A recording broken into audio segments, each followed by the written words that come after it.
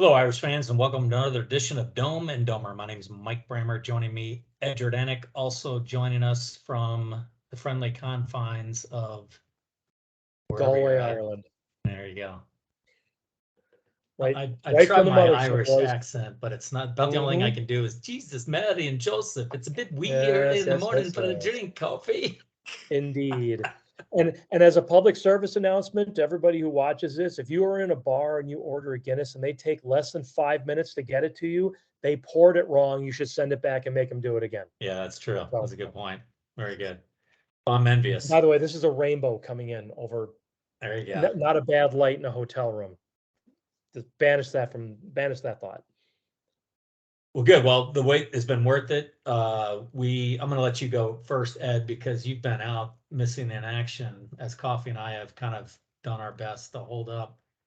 Done some pretty decent predictions, although I have to call Coffee out. He thought Clemson was going to pull this one out. Yes, But I in terms of just surprise factor, I mean, I think a lot of people were shocked at what they saw. Maybe not us as much. I mean, I certainly didn't think that we were going to put 35 points on the board, and I think the reason for that is the pick six, the block punt. Obviously, I mean, I didn't think our offense was capable of putting 35 points on the board. That obviously isn't what happened, but regardless, I mean, I just the amount of momentum this has caused for the program at this very moment. It's short lived. It's 5 days, but boy, did it turn the corner hard and fast, especially with all those recruits there Saturday night.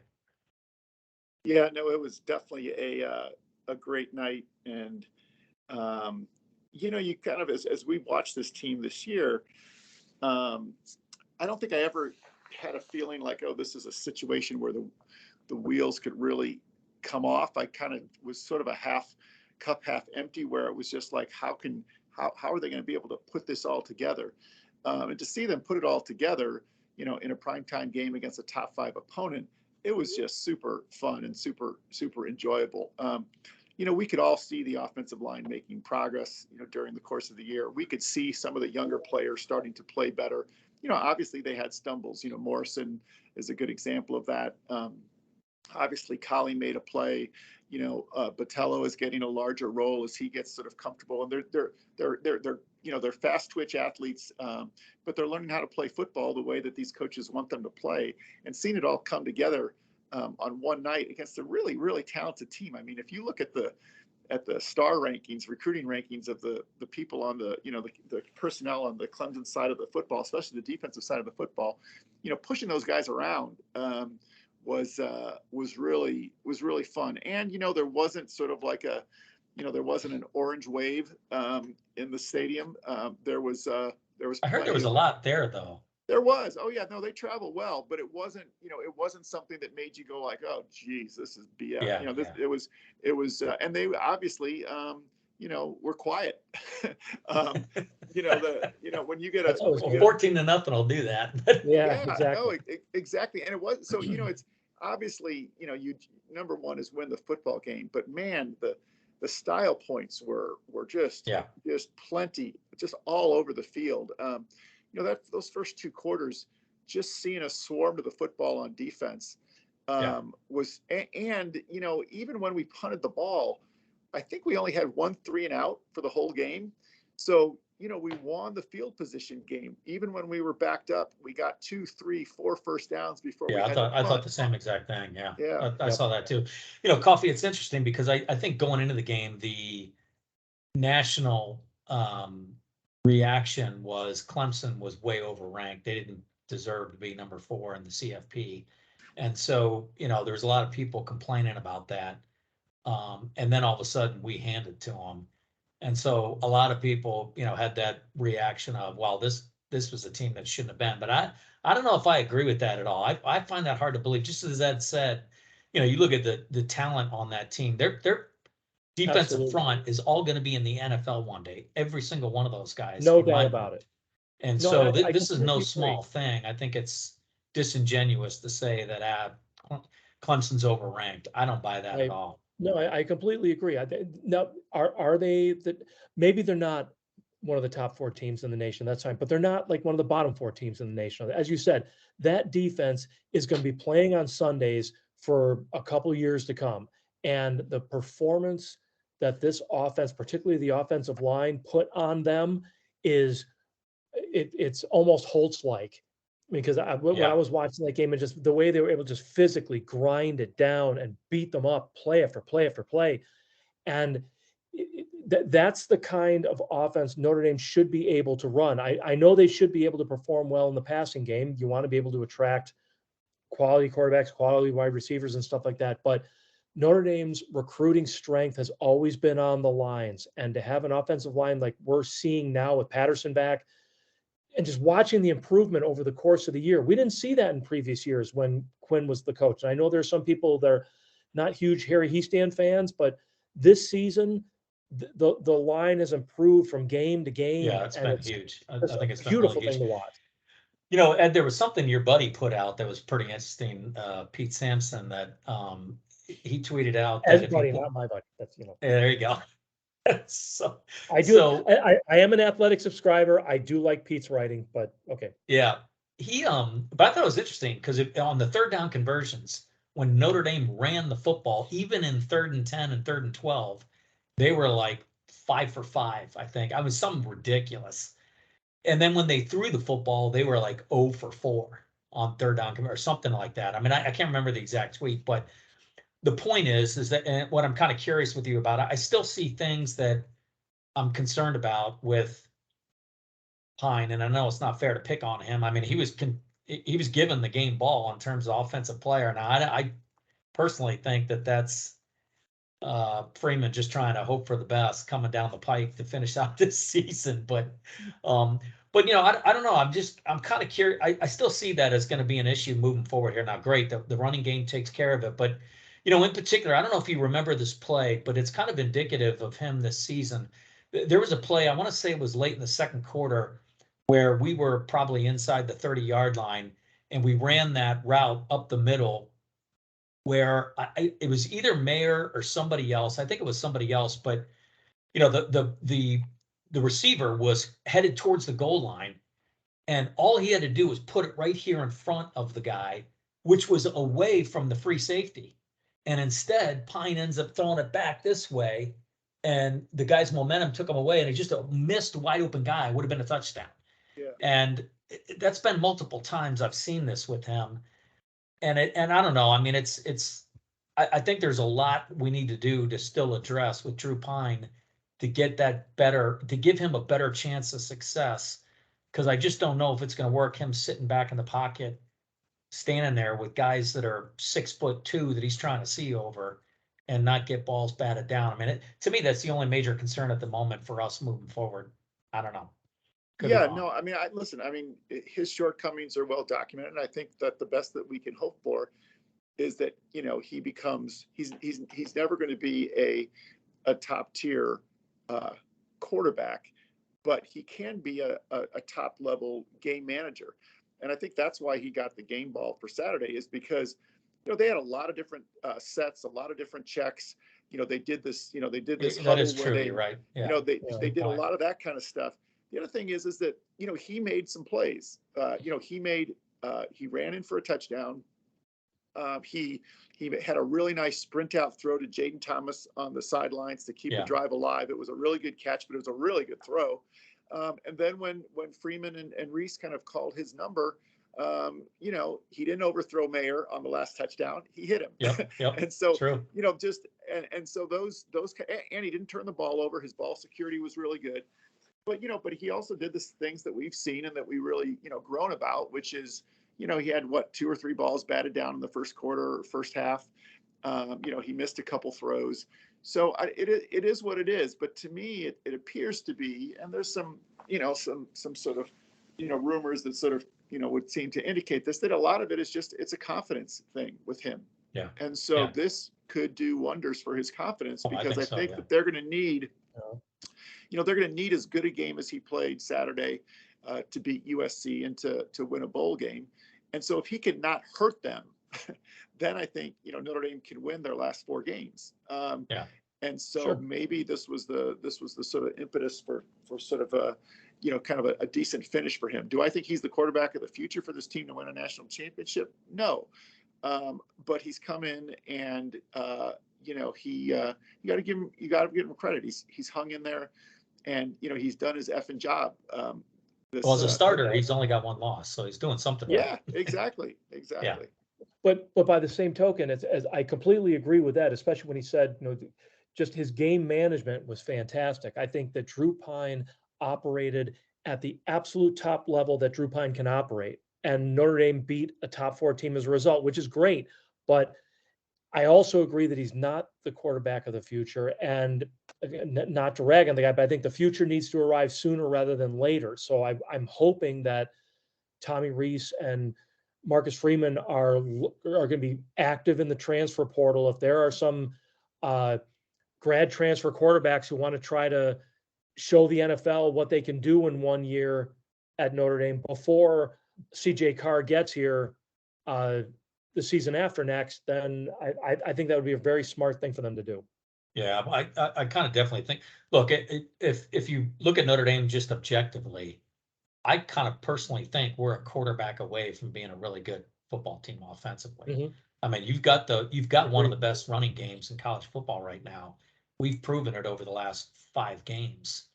But we definitely are missing.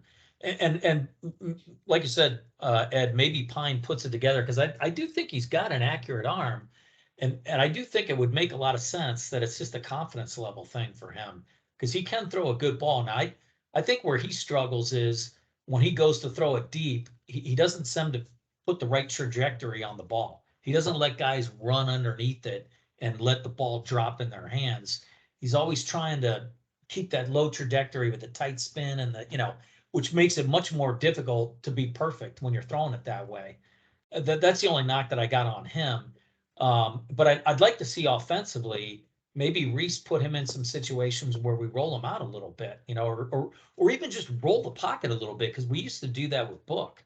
Book wouldn't just necessarily drop straight back and sit in the pocket. Sometimes we'd go left, sometimes we'd go right, and just those little sets give us angles for his eyes to see downfield and whatever read progressions are going to be. But I mean, I think if we can figure that out, this could be a really doggone good team when we get to USC. Yeah, well, I also think that the formula is going to be very interesting. You don't want to, we don't want to count any chickens, because it would be very on brand for this team to stub its toe against Navy or BC. That is true. Totally. But I do think that we've kind of probably crossed a line in terms of sort of our abilities to kind of put those teams away and to play better. So let's assume that those go as they should.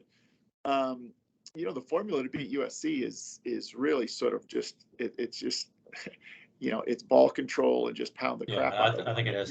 Well, I think the next 3 games, don't you think they're just going to come out and pound the foot? I mean, how could you not start out running 10 out of 12 times the next 3 games? I mean, until somebody proves they can stop you, you got to go with that. You don't have an option. But to your point, I mean, I agree. I think Tommy's finally sort of getting sort of a real comfort level about what Drew Pine can do and what he is less successful at. And like you said, giving him those clear passing lanes, whether it's moving to his right or, I mean, he had a couple of really nice, very, very simple short throws behind the line of scrimmage to Chris Tyree that worked out really well. That got him in space and got us 10 or 12 yards.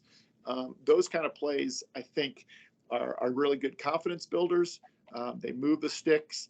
They sort of are a nice, I mean, they're basically running plays, except they're short throws. We have really good linemen who can get out and, get out in space and block.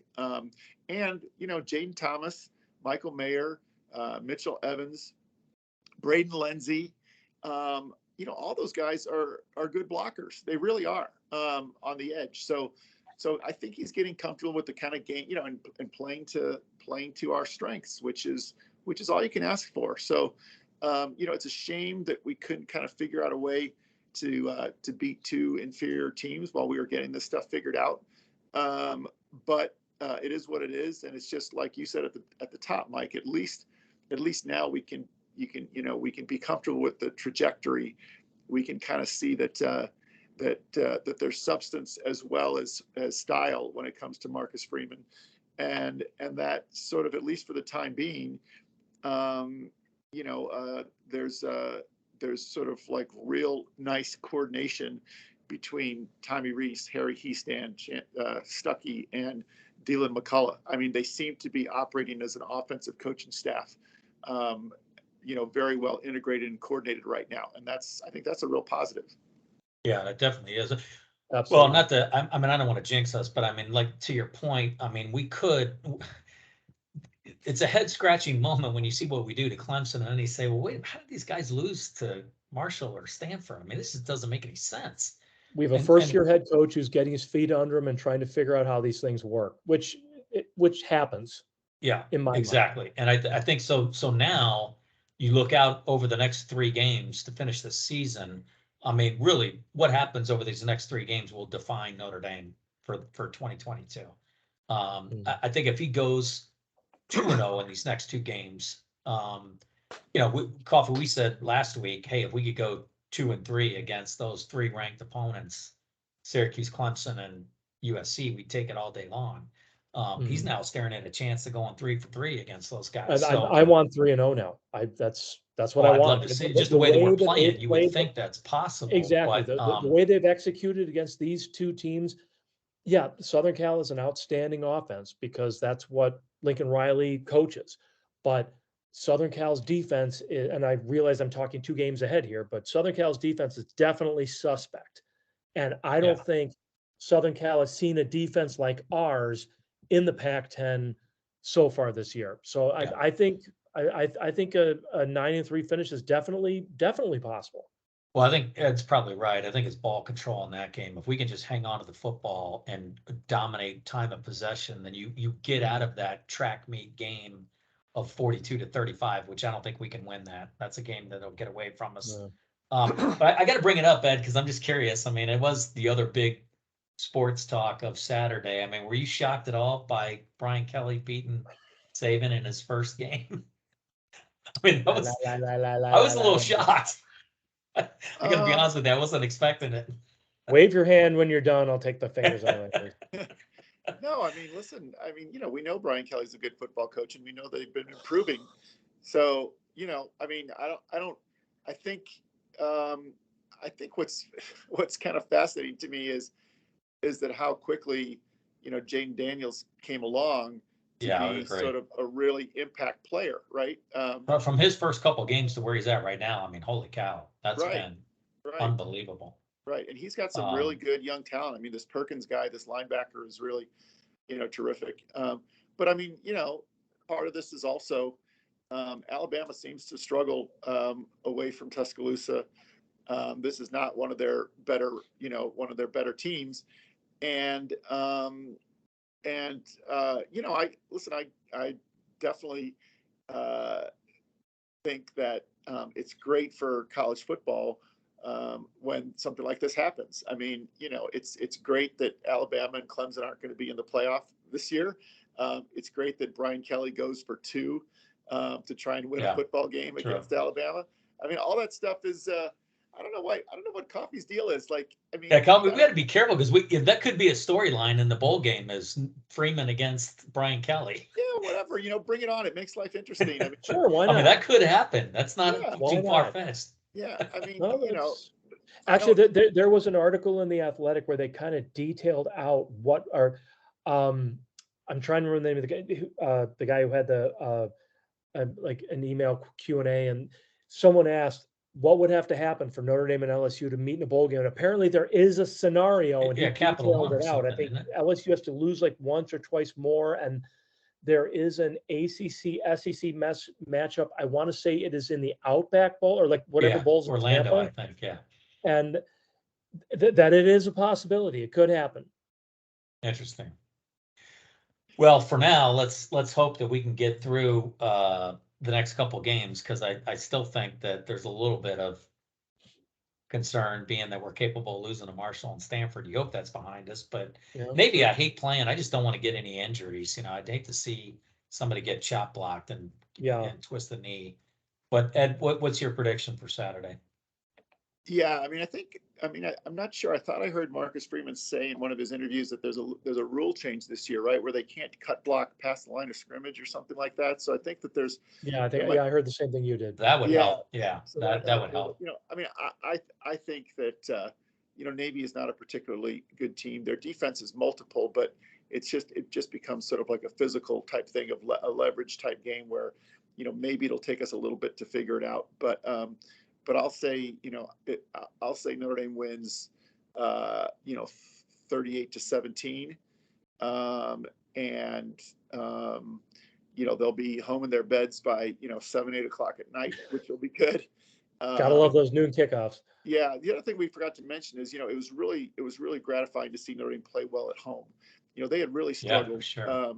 and to come out against their highest rated opponent and really look focused and locked in. And there were very few mental errors in that game. And I think that it's hilarious that Notre Dame won this big, because we've gotten through a whole Dome and Dover podcast without Brammer slamming the refs, which I could have easily gone there. You could have easily. As long as we win, I don't need to go there. Nice. You have plenty of material. You'd have plenty of material to work with. I mean, they were pretty Holy atrocious. Exactly. And But actually, but building on what Ed said, not only perform well at home, but perform well when there were so many key recruits there for the 2023 and 2024 classes there, because this home season was a little bit weak. So everybody wanted to come out for the Clemson game. So a bunch of, like, Peyton Bowen and all those guys are there. Yeah. And Notre Dame actually absolutely blows Clemson's doors off under the lights in front of all the players they need to succeed in the future season. So that was so key. So 100%. Yeah, that was a massive win for sure. But What's your as prediction, far as Coffee? my prediction goes, I'm going to make two predictions. Number one, this is going to be one of the shortest Notre Dame Navy games in history, because both teams are going to establish run games, and the clock is just going to go. And even though it's a noon, like a noon Eastern start that would normally get the team home fast, they're going to be home even earlier, because this game is going to finish in less than 3 hours. But I predicted a Notre Dame 49-10 win in our site contest, because I figure the defense and special teams are good for at least 2 touchdowns in this game. So, well, hopefully I'm wrong about this, because I've got a little bit of different slant. I just think it's going to be a little bit tighter than we think. Just ball control, possession, like you said, a fast game, a lot of clock running off. We might be limited in our opportunities, but I'm going to go with 27-12. But I do think that we'll control 4 field goals? 27-12. Yeah, but before field goals for them? Yeah, a couple field goals. Yeah, I do. I think that, Okay. it's going to be, but we'll see. Yeah, we'll see. Hopefully I'm wrong about that, but wouldn't surprise me. But hey, a win's a win is all we want. And, if we can get through these next 2 games with no injuries, then I think we're going to be positioned really well for USC. And I think that's going to be a heck of a ball game. I agree. That'll be a fun game to watch. A lot of excitement around that, especially if we can, could be that we end up being around 10th by the time we meet them, maybe 12th. If we're lucky, you never know. But that could be a great marquee game for us to end the season and put a really high note going right in, because the early signing Win streak going. Yeah, would be before that bowl game. So yeah, for sure. Awesome. All right, great. We'll leave it there. You've been listening to Dome and Domer, an online conversation about Notre Dame sports from a fan's perspective. For Ed Jernanek, Mike Coffey, from the brightness of Ireland. I love it. Very windy Ireland. Awesome. Thanks for listening. Have a good one. Thanks, guys.